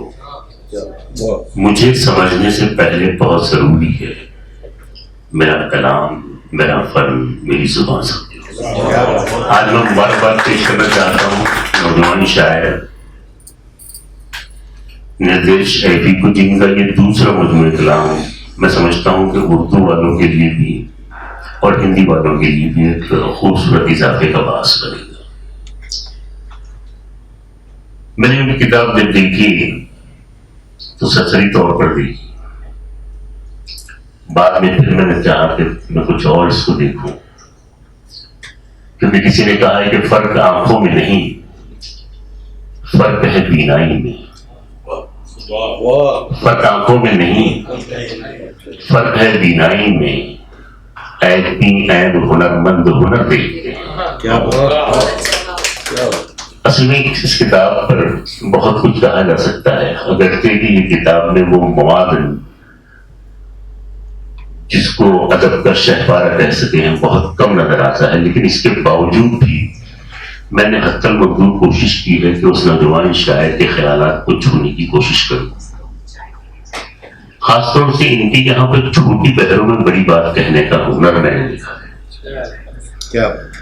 क्योंकि और मुश्किल फन वही है, बड़ी बहरों में तो बहुत कुछ कहने की गुंजाइश है, लेकिन छोटी बहरों में बड़ी बात कहना बड़े शायर के होने की दलील हो सकती है। बिलखुसूस ये कि दुनिया आजाद में, अब उन्होंने टाइटल ही ऐसा दे दिया है कि जिसको जिस नजरिए से देखा जाए तो आजकल दुनिया जो है बिल्कुल उस हदीस की अक्कासी करती है कि ये आसार क़यामत की निशानियों में से है कि जहां पर लोग अपनी मसाजिदों पर फख्र महसूस करेंगे, जहां नफ्सा नफ्सी का आलम होगा, जहां मादा परस्ती हो जाएगी। तो उन्होंने जो टाइटल लिया है दुनिया आजाद, बहुत खूबसूरत है कि दुनिया आजाद में मैं इस तरह में कितने सवाल तेरे जवाब। ये जो है मुझे ऐसा लगता है कि सोहबतें रंग लाती है। मौलाना रूमी ने कहा था कि सोहबतें ताले तुरा ताले कुनत, सोहबतें साले तुरा साले कुनत। तो बाद में खत्म किया था इनकी छोटी शायरी छोटी बहनों पर। उन्हीं के शेर से फिर इत्तेफाक से वो मौका आ गया है। उन्हीं का शेर है कि उसके रूप के जादू का, उसके रूप के जादू का जादू होना बाकी है। तो बाकी की तरफ आ रहा हूं। मैं ये अर्ज कर रहा था कि सोहबतें बड़ी रंग लाती हैं, और जाहिर सी बात यह है कि सोहबतों का नतीजा ही होगा, उनके मुताले का ये तजुर्बा ही होगा कि उन्होंने ये अशार कहे हैं कि फर्ज है तुझ पर ज़कातों का अदा करना, मगर इनसे बढ़कर भी कोई इमदाद कर सकता है क्या? और इश्क दिल आबाद कर सकता, इश्क दिल आबाद करता है, गलत फहमी है ये। इश्क से ज्यादा कोई बर्बाद कर सकता है क्या? वाह क्या बात है। ये ऐसे कुछ अशार मैंने निकाले हैं जिन पर गौर खौस किया जा सकता है। बिल्कुल इसी कवि पर किसी का शेर याद आ गया। किसी ने कहा था कि तुम्हारे इश्क में रुसवा हुए हम और तुम, हमारे इश्क में रुसवा हुए तुम, फर्क है। हमारे इश्क में रुसवा हुए तुम, मगर हम तो तमाशा बन गए। ये खूबसूरत शेर है। इश्क दिल आबाद करता है, गलत फहमी है ये। इश्क से ज्यादा कोई बर्बाद कर सकता है क्या? और फिर मैं उस तरफ चलता हूँ छोटी बहन की तरफ कि प्यार हुआ अब क्या सोचूं, वो ऐसा या वैसा है। प्यार हुआ अब क्या सोचूं, वो ऐसा या वैसा है। बात बड़ी है, गहरी है, घर बेमिसरा बेशक छोटा है। तो छोटी बहनों में खूबसूरत कहने का हमारे लिए गाने लगे हैं, और मैं इनको अक्सर सुनता भी हूँ। उनकी आवाज भी बहुत अच्छी है, प्रेजेंटेशन भी अच्छा है, शायरी भी अच्छी है, और इनकी जो उर्दू की तई तड़प है, उर्दू के ताल्लुक से जो मोहब्बत है, वो इस वक्त अपना इजहार करते हैं इन अशार में कि चलो यहां से निकले कहीं दूर चले जाएं, चलो यहां से निकले कहीं दूर कहीं और जाए, यहाँ गुफ्तगू भी अदब हो रही है। उनको इस बात का भी एहसास है कि उर्दू की पामाली हो रही है, इसलिए हमारा फर्ज है कि उर्दू को हम सीखे रखें, उर्दू की तरबीत और इर्तिका में और फरोग में हम इस पर खास तौर से तवज्जो दें। एक और उनका शेर मुझे अपील कर रहा है। अच्छा, इसमें सुहेल भाई कुछ ऐसा होता है, कुछ अल्फाज, अब जाहिर सी बात है इल्म और अदब का ये बड़ा यहाँ पर काबरीन बैठे हैं, कुछ समझाने की बात ही नहीं है, लेकिन कहीं कहीं पर हम जब तक ये निशानदही न करें वो बात समझ में नहीं। क्या खूबसूरत शेर कहा है कि बहुत कह लिया है, बहुत सुन लिया है। दूसरी जमात कर लीजिए। बहुत कह लिया है, बहुत सुन लिया है, बहुत हो गया, अब दिखाना पड़ेगा। देखिए ये अब दिखाना पड़ेगा तो इन्होंने कितने मतलब सियासी एतबार से लेके जाइए या दुश्मनी के हवाले से लेके जाइए या अदब के हवाले से लेके जाइए, बहुत खूबसूरती के साथ उन्होंने कहा है कि बहुत हो गया, दिखाना पड़ेगा। यहीं पर मैं समझता हूं कि जाहिर सी बात है वो नौजवान हैं, इनके हौसले भी बुलंद हैं, ये अपनी जिंदगी में पॉजिटिव नजरिया रखना चाहते हैं, मुनाफरत को, नफरत को, बुग़्ज़ और अदावत को ये खत्म करना चाहते हैं। और सबसे बड़ी क्या है कि इंसान की खुद एतमादी जो है, सेल्फ कॉन्फिडेंस जो है, उसको जीने का सलीका सिखाता है। इस पर भी उनकी नजर कहा है उन्होंने कि बुझाना पड़ेगा उदासी का दीपक, बुझाना पड़ेगा उदासी का दीपक, चरागे मसरत जलाना पड़ेगा। ये भी कई हवाले से जो है इस शेर को हम लेकर जा सकते हैं। और एक शेर खासतौर से मैं तवज्जो चाहूंगा लता जी, जाहिर सी बात है आपकी तरबियत रही है, तालीम के साथ साथ तरबियत की, रहनुमाई की बड़ी अहमियत रखती है। डॉक्टर कासिम इमाम साहब खासतौर से ये शेर मुझे बड़ा पसंद आया है कि अंधेरा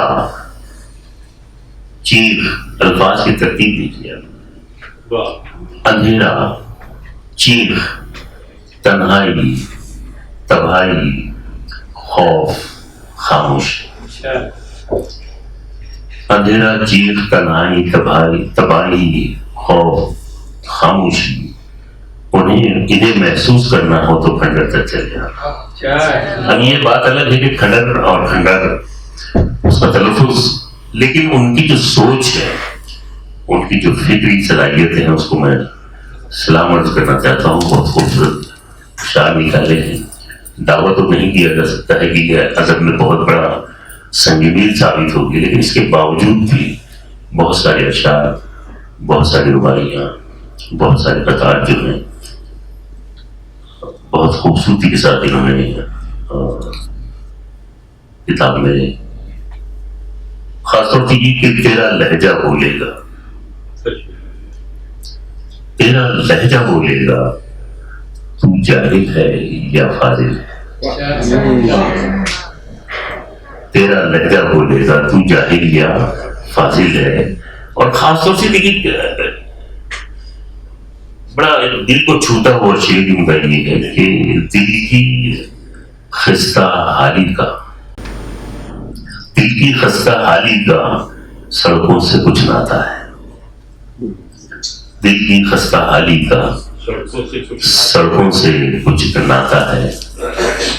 और आखिर में ये शेर ग्लोबलाइजेशन और माहौलियात का शिकार सारी दुनिया मौजूद हो रही है, और अगर तवज्जो न दी जाए तो मजीद इसमें इजाफा होता जाएगा।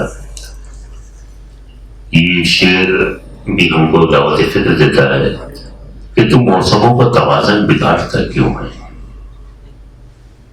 चाहे वो आरकानी फौरनी की जंगलात की बात हो या कहीं और की। डॉक्टर रॉबी शेख साहब, तो मौसमों का तवाज़ुन बिगाड़ता क्यों है, बबूल बोएगा फिर आम कैसे पाएगा, बबूल बोएगा फिर आम कैसे पाएगा। और ये आखिरी शेर कि धुआं धुआं है जमीन आसमान आलूदा, धुआं धुआं है जमीन आसमान आलूदा, जहर जहर है हवा में हवाएं तो खाक दम लेंगे। यहाँ पर भी खाक दम लेंगे का जो फिक्र है, जो मफहूम अदा कर रहा है फारूक साहब, वो बलाता है। बहरहाल वक्त कम है, लेकिन इसके बावजूद भी मैं उन्हें मुबारकबाद पेश करना चाहता हूँ। शुक्रगुजार हूँ कि उन्होंने मुझे मदद किया, अपनी शायरी पर कुछ बातें कहने का मौका दिया, इसके लिए मैं ममनून और मशकूर हूँ। लता हया फाउंडेशन की जानिब से जज़ाकल्लाह, बहुत बहुत शुक्रिया।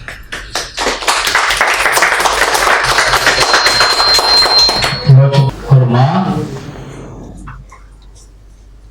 वही जानती है बेटे को किस तरह से पालती है। ये तेरा कुर्ब जो बिकता नहीं दुकानों पर, ये तेरा प्यार जो तुलता नहीं तराजू में, मुझे कभी न मिली तेरे कुर्ब की खुशबू, न चांदनी में न बात सबा के पहलू में। माँ और बेटे का जो रिश्ता है, माँ ही उसे महसूस कर सकती है, बेटा ही उसे देख सकता है, सुन सकता है, समझ सकता है। आज अपने बेटे की किताब के इजरा के वक्त लता हया कितनी खुश होंगी या कितनी खुश हो रही है कि मेरे इस बयान में, जहाँ पर लता हया ने ये कहने की जरूरत नहीं कि पिछले 40 वर्षों से वो स्टेज पर मुशायरों की दुनिया में अपना थाक जमाए हुए, और आज अपने बेटे को अदबी लोगों के सामने उनकी किताब का इजरा करवाना अपने आप को फख्र महसूस करती हैं कि मुशायरे की दुनिया अलग और अदब की दुनिया अलग, और पक्की स्याही में छपने वाली तहरीर का, अल्फाज का, उसका अपना जोर है, उसकी जो ताकत है, उसे आज दुनिया आजाद में है, उसमें हम देख रहे हैं। मैं गुजारिश करूंगा लता हया साहबा से कि आप इस्तकबाल करें लोगों का, अपने ख्यालात का इज़हार फरमाएं, और जो कहना चाहें इस मौके पर आप कहें। अस्सलाम वालेकुम, नमस्ते। आप सबका बहुत बहुत शुक्रिया कि आप लोग निर्देश एफी की किताब के सिलसिले में यहाँ पे एक मर्तबा कहने पर मेरी दावत पे आए। मैं सबसे पहले शुक्रिया अदा करना चाहती हूँ उस खुदा का जिसने मुझ नाचिज़ को इस काबिल बनाया कि आप लोगों की मोहब्बतें मुझे मिली और दुआएं मुझे मिली, और उससे भी बढ़कर मैं शुक्रिया अदा करना चाहती हूँ उस खुदा का कि जिसने मुझे निर्देश एफी जैसी नेमत दी।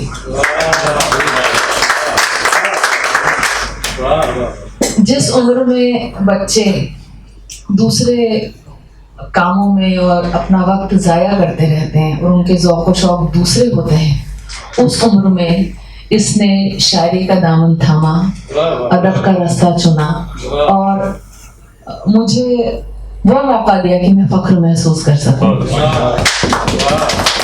मुझे उम्मीद नहीं थी और मेरे लिए बहुत ताज्जुब की बात है। मैं जो भी बोल रही हूँ दिल से बोल रही हूँ, क्योंकि मुझे नहीं लगा कि मुझे कोई तैयारी करने की ज़रूरत पड़ेगी।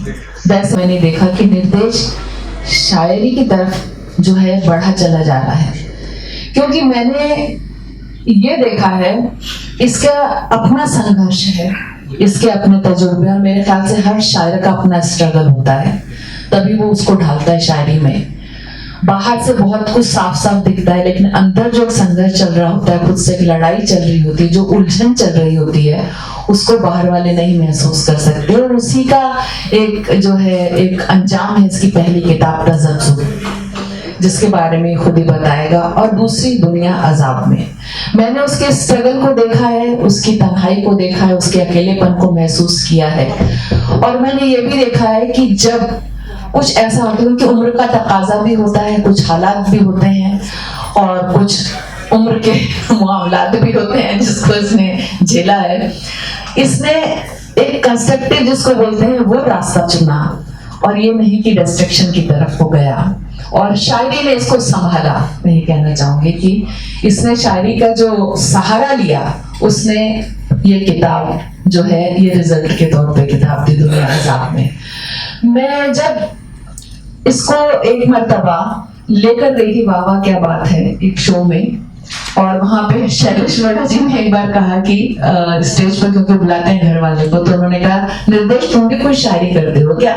तो इसने बोला कि हाँ एक शेर मैंने कहा है। तो उन्होंने कहा सुनाओ सुनाओ। तो इसने जो पहला शेर कहा था, ये मेरा दिल है कोई वीडियो गेम नहीं, ये मेरा दिल है कोई वीडियो गेम नहीं जिसे तुम खेल गए, ये तो हम ही थे जो तेरी जैसी टुच्ची पुच्ची को झेल गए। तो उन्होंने कहा हाथ जोड़ के तुम शायरी मत करना। वो एक वैसी क्योंकि हंसी मजाक की बात थी। मैं घर आई और मैंने इससे बोला कि ये शेर तुमने कहा है? तो उसने बोला हाँ। तो उस सब की तरफ नहीं जाते हम, बाकी सारी चीजों की तरफ, लेकिन हाँ फिर भी इसमें रदीफ काफिया जो भी है वो सही इस्तेमाल किया गया, और एक थॉट और एक अपने उम्र के हिसाब से उसने उसको कहने की कोशिश की है, जो भी है कि हम ही जेल गए और ये वीडियो गेम नहीं है, उम्र है, जो भी वक्त, जो भी टेक्निकल जो टर्म्स हैं आजकल के बच्चे यूज करते हैं, बहुत खूबसूरती से यूज कर रहे हैं। तब मैंने इसको ये बोला था, शायद इसे याद हो या ना याद हो, कि नहीं है इसमें, क्योंकि थॉट है तो कोशिश करो तो अच्छा भी कह सकते हो। तो मैंने ये नहीं कि कोई इसकी जो है हौसला अफजाई नहीं की। और बाद में इसने जब कहना शुरू, मुझे नहीं पता ये मेरे पीठ पीछे इसने कितने सारे शोरा को सुन डाला, मेरे साथ मुशायरों में आया भी है बचपन में, और मुझे भी बहुत मर्तबा इसने सुना। मेरे घर में कितनी किताबें आने लगी, थोड़ा वक्त ही मेरे साथ बैठा कि मेरे साथ बैठी है, हालांकि कभी कभी मुझे उलझन भी होती थी भाग दौड़ में उसमें, लेकिन मैं बैठती थी। लेकिन बाखुदा यहाँ पर मैं एक बात कहना चाहूंगी कि थोड़ी सी ही इस्लाह इसने ली होगी, और शायद इसने मुश्किल से 1 महीने, जिसको कि उर्दू का अखबार शुरू करा इंकलाब के, आप जरा मुझे इसकी हेडलाइन पढ़ के सुनाइए और बताइए ये कौन सा लफ्ज है, ये कौन सा लफ्ज है, ये स्वाद है तो ये जाल है, ये थोड़ा सा। उसके बाद मुझे नहीं पता कि इसने कैसे 2 या 3 महीने के अंदर उर्दू पढ़ना ये सीख गया। आज ये कि इंकलाब ये पूरा पेपर पढ़ता है, मेरे घर में इंकलाब आता है, और शायद मेरे से ज्यादा बेहतर उर्दू के अल्फाज का इस्तेमाल ये करता है। इसकी सोच अलग है, और देखकर बता देता है ये कि ये शायरी और ये शेर वहां से लिया गया आज के में, और इसका ये वजन है, ये वो है, जो भी बता देता है। और उस वक्त मुझे नहीं पता था कि ये इतना सीरियसली इसको लेगा, लेकिन हाँ मैं इसके साथ बैठ जाती थी। लेकिन उसके बाद फिर इसने अपना खुद का सफर शुरू किया। पहली किताब तक मेरा सफर थोड़ा बहुत इसके साथ जो भी रही है। फिर दूसरी किताब में मेरा कोई भी दखल नहीं है। मैं अमेरिका गई थी, कभी गया, हाँ अलाउद्दीन जी का बहुत मैं शुक्रिया अदा करना चाहूंगी कि उन्होंने फिरोज भाई का नंबर दिया कि आप यहाँ से किताब जो है आप छपवाइए। ये खुद ही वहां पे जाता था, इसने सारा काम खुद संभाला। और धीरे धीरे जब मैं लौट के जब भी घर आई हूँ तो इसने मुझे कहा देखिए मैंने कुछ कहा है, और ये मुझे सुनाता था। उस वक्त मुझे फिर धीरे धीरे बहुत एक इस पे कॉन्फिडेंस भी बढ़ने लगा कि नहीं ये बच्चा अब जो है इस तरफ आगे बढ़ सकता है। वरना मैं मुशायरों में इसको बहुत पहले से खड़ा भी कर सकती थी, और ऊपर वाले का बहुत करम है और आप लोगों की मोहब्बत है कि अगर चाहें तो इसे कहीं पे भी खड़ा कर सकते हैं, खुद भी मुशायरा ऑर्गेनाइज करवा सकते हैं। लेकिन इसने ये कहा कि मैं खुद ही जो है अपना रास्ता बनाऊंगा। आपने कह दिया, एक बार इंट्रोड्यूस करा दिया, आप बिल्कुल यकीन मत कीजिए, और वो जैसे भी अपने हिसाब से कर रहा है। मुझे इसका ये जो है इसके 4 मिसरे ये है कि मैं उड़ रहा हूँ मेरी परवाज मुख्तलिफ है, मैं उड़ रहा हूँ मेरी परवाज मुख्तलिफ है, एहदाब मुख्तलिफ हैं, आगाज मुख्तलिफ है, तहरीर मुख्तलिफ है, अंदाज मुख्तलिफ है मुनफरिद तरन्नुम, आवाज मुख्तलिफ है। तो मुझे यकीन है कि आप जब इसको सुनेंगे तो आप इस बात को मानेंगे कि इसका अंदाज अलग है, इसकी आवाज अलग है, और इसकी तहरीर अलग है। मेरे से बिल्कुल इसका मुनफरिद बिल्कुल है। और ये तो अब तो जो भी है मुझे पूछना पड़ता है क्या कहा है, जरा सुनाइए जो भी है। खैर, और अब उम्र का तकाजा है, ऐसा भी नहीं है कि सिर्फ इसने दुनियावी ही शेर कहे हैं, वैसे भी कहे हैं। इसके एक शेर मुझे अच्छा लगता है कि अगर है प्यार तो फिर जिंदगी में आ जाओ, अगर है प्यार तो फिर जिंदगी में आ जाओ, अंधेरा छोड़ दो अब रोशनी में आ जाओ, अगर है प्यार तो फिर जिंदगी में आ जाओ, अंधेरा छोड़ दो अब रोशनी में आ जाओ। और ये भी कि हसीन रहना है तुमको अगर सदा के लिए, हसीन रहना है तुमको अगर सदा के लिए, तो फूल बन के मेरी डायरी में आ जाओ, तो फूल बन के मेरी डायरी में आ जाओ। और एक ये भी कि इनमें से तेरा कौन सा कूचा है, आजकल एक शेर है, इनमें से तेरा कौन सा कूचा है इन दिनों, ट्विटर है, एफबी है कि ट्विटर है कि फिर इंस्टाग्राम है। तो वो आज का जो नौजवान जैसी शायरी करता है वो टेक्निकल वर्ड्स भी इसमें झलक रहे हैं, और उम्र का तकाजा जो है वो भी है। और लेकिन हाँ, जैसे मैच्योरिटी भी अब झलकने लगी है। जैसे जब मैं आई थी तो मंजर साहब, अनवर साहब ने एक बार कहा था कि ये उम्र में और ऐसी मैच्योरिटी ठीक नहीं है। ठीक है, अपनी उम्र की शायरी करो। लेकिन मैंने उसको बोला कि नहीं, जो तुम शायरी करे वो बेहतर शायरी है और इसी तरह की शायरी करो। और मैं बहुत ज्यादा वक्त नहीं लूंगी। मैं बहुत शुक्रिया अदा करना चाहूंगी आप सबका, खासतौर से अलाउद्दीन जी का। अब सिर्फ यही मेजबान नहीं है, बल्कि क्या आप मेजबान नहीं है? आप बताइए, फारूक साहब नहीं है, कासिम साहब आप नहीं है, सुहेल साहब आप नहीं है, पाटन सब मेजबान है यहाँ पे, निजाम साहब, मुशीर अंसारी साहब, सब आप लोग मेजबान है। और आप लोगों की ही ये जो है कोऑपरेशन है और सहयोग है कि मैं ये एक अदबी प्रोग्राम करवाने का हौसला कर सके। और मुझे सच मैं कह रही हूँ कि मुझे खुद भी नहीं पता चला कि कैसे प्रोग्राम और इसका इंतजाम हो गया। ये सब आप लोगों की मोहब्बत है। सुहेल साहब आपका बहुत बहुत शुक्रिया कि आप तबीयत खराब होने के बावजूद आप पे बैठे हैं। पाटनकर साहब आपका तहे दिल से शुक्रिया। आपने पहले भी निर्देश के लिए मुझे बोला था हर मुशायरे में, आपने जब ये नहीं था तब भी इसके लिए आपने बहुत दुआएं भिजवाई हैं। और आप खुद वक्त निकाल के और उम्र ऐसे होने के बावजूद और तबीयत खराब होने के बावजूद यहाँ बैठे हैं। आप फातिमा साहिबा आपका बहुत बहुत शुक्रिया, हमेशा आपने हौसला अफजाई की है। और फारूक साहब आपका तो मैं क्या कहूँ, कुछ बोलना ही जो है बेमानी है। और यूसुफ दीवान साहब, मैं तो आपकी आवाज की वैसे ही बहुत दीवानी हूँ। जब भी सुनती हूँ नींद से इनकी नींद भरी आवाज सुन लो तो और भी बेहतर खूबसूरत आवाज मालूम होती। आपने जिस बारीकी से निर्देश के अशार का जिक्र किया है, जिस तफसील के साथ, यकीन जाने कि इतने वर्ड से मैंने भी नहीं पढ़ा।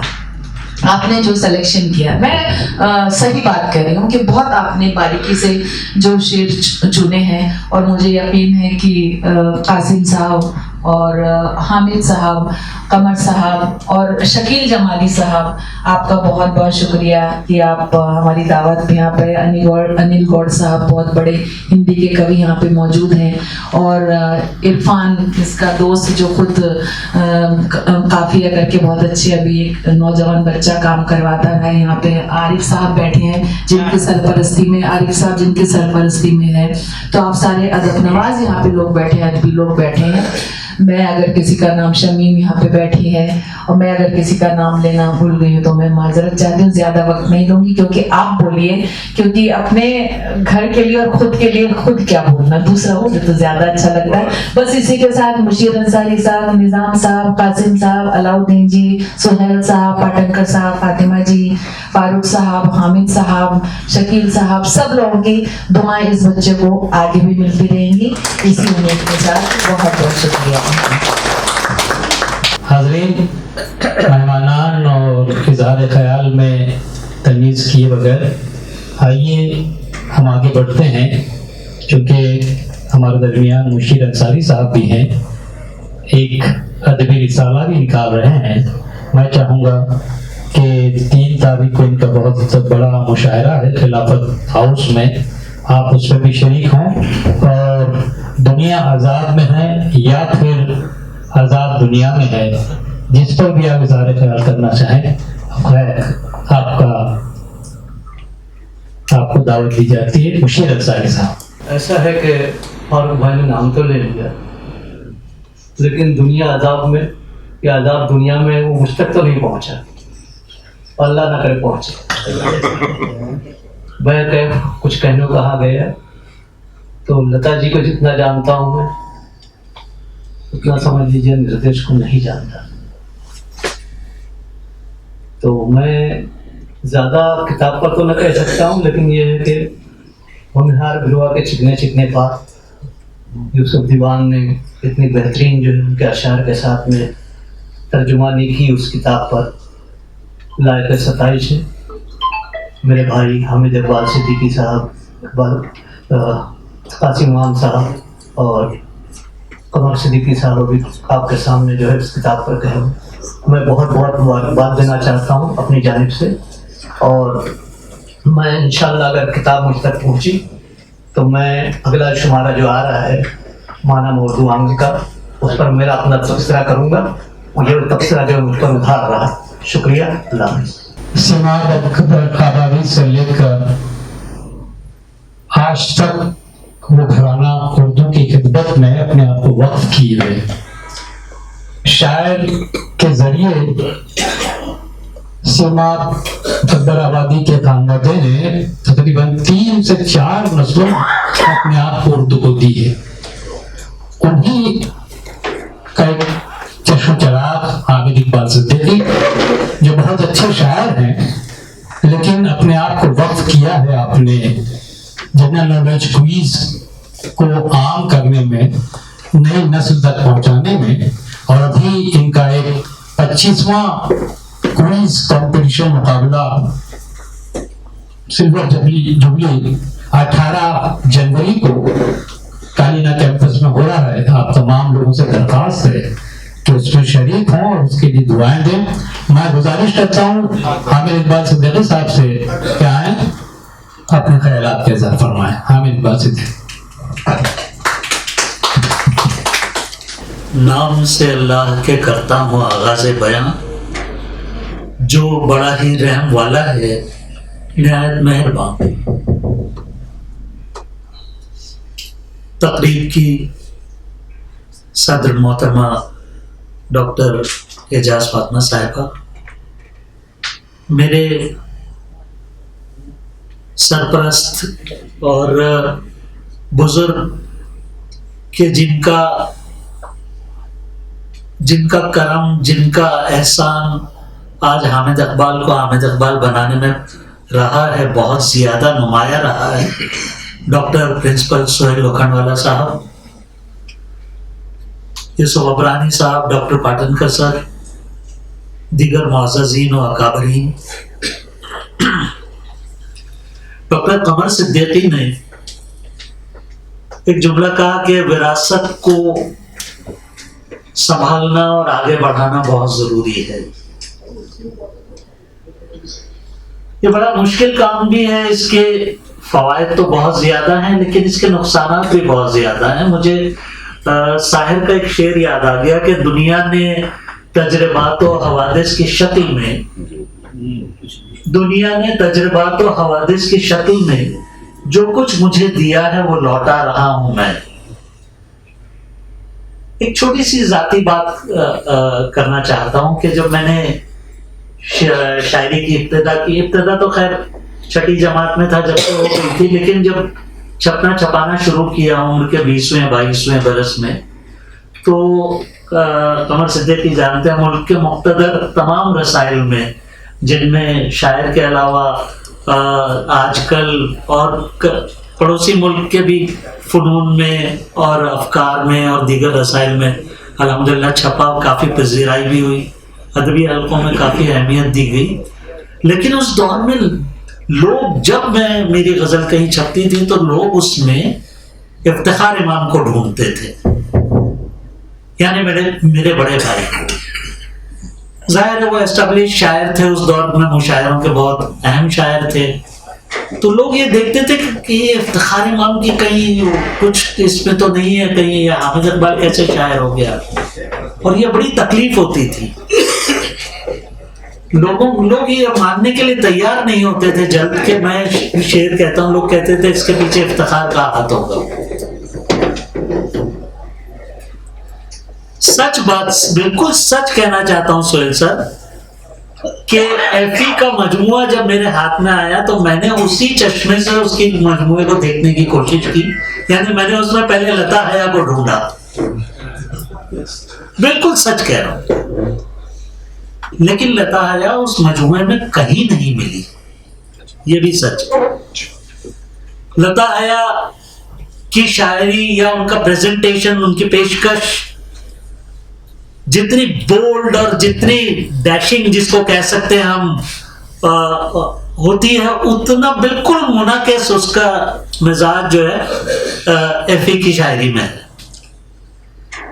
निर्देश के यहाँ पर कुछ चीजें जो बहुत प्यारी लगती हैं और उससे उन चीजों को उसे मेंटेन करके चलना चाहिए, उसे आगे लेकर चलना चाहिए।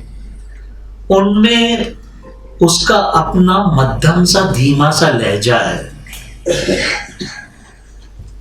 इस उम्र में जब 30-35 साल के हैं गालिबन ये, इस उम्र में जो है वो गुस्सा और झुंझुलाहट और वो शायरी में नजर आती है इस उम्र के शौरा में, लेकिन इनके यहाँ एक मध्यमपन है, बहुत खामोशी से अपनी बात को बहुत निहायत सुकून के साथ, बहुत ठहराव के साथ कहने का हुनर इन्हें अल्लाह ताला ने पहले ही वदीयत कर दिया है।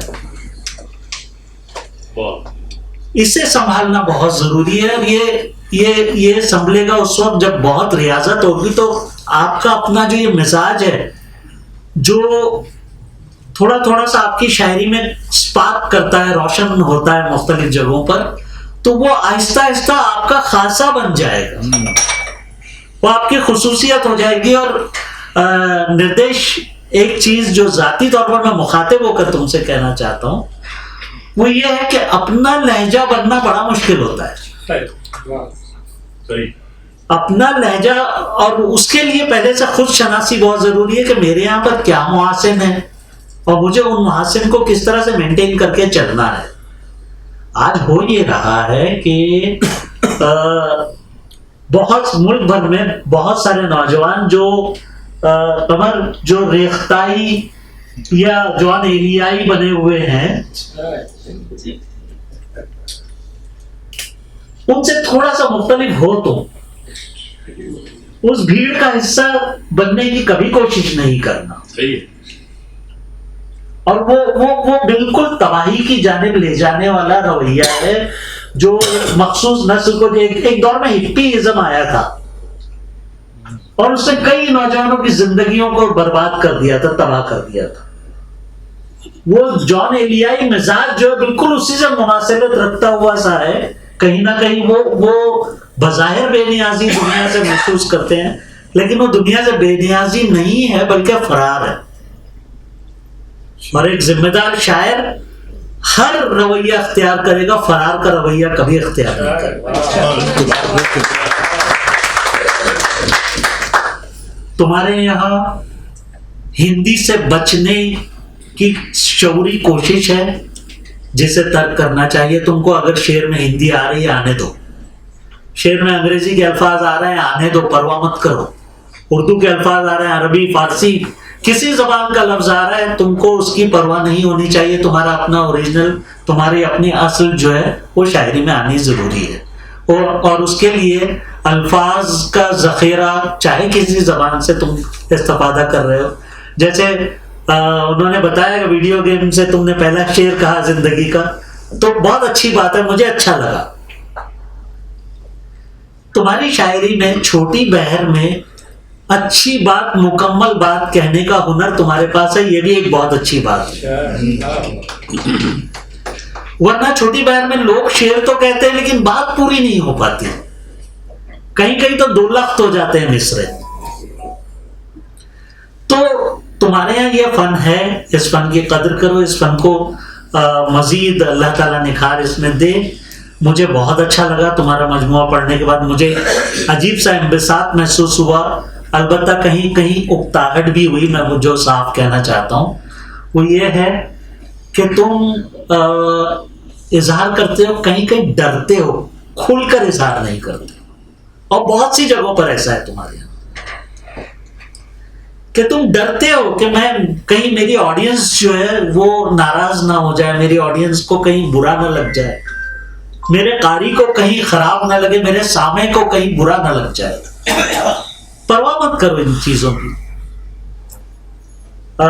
लता साहिबा जो है, इनको मैं बहुत जमाने से सुनता आ रहा हूं, इन्होंने परवाह ही नहीं की किसी की, अपनी बात कही, अपने अंदाज में कही। आपको सुनना है, आपको दाद देनी है, दीजिए, मुझे बुलाना है मुशायरों में बुलाइए, नहीं बुलाना है मत बुलाइए।